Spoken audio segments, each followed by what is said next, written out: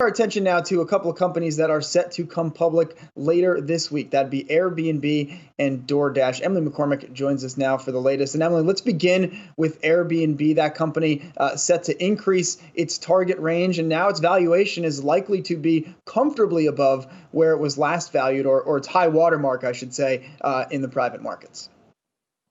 That's right, Miles. Taking a look here, Airbnb and DoorDash both heading towards massive IPOs later this week in two of the largest offerings we'll get in 2020. Now, it's looking like demand for these share offerings is high, especially with Airbnb. We just saw in a filing this morning that Airbnb increased the price range for its IPO. That new range is between $56 and $60 per share, up from the $44 and $50 per share that Airbnb had disclosed in a filing earlier this month. Now, the company is offering 51.9 million shares in that IPO, meaning that it would raise as much as $3.1 billion and have a fully diluted valuation of as much as $42 billion, or more than double the valuation that it fetched in private markets earlier this year.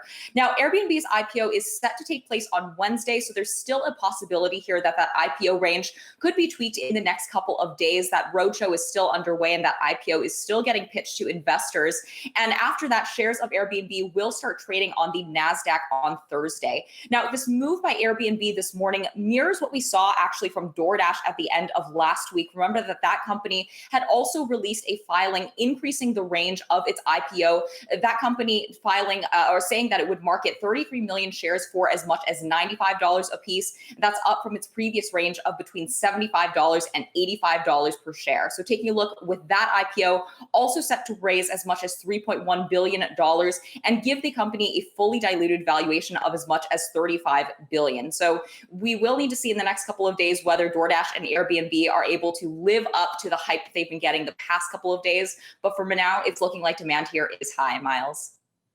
All right, Emily McCormick with the latest on those new issues. Emily, I know we will talk to you as the week goes on. Wednesday and Thursday, again, expected to be the debuts for DoorDash and Airbnb, respectively.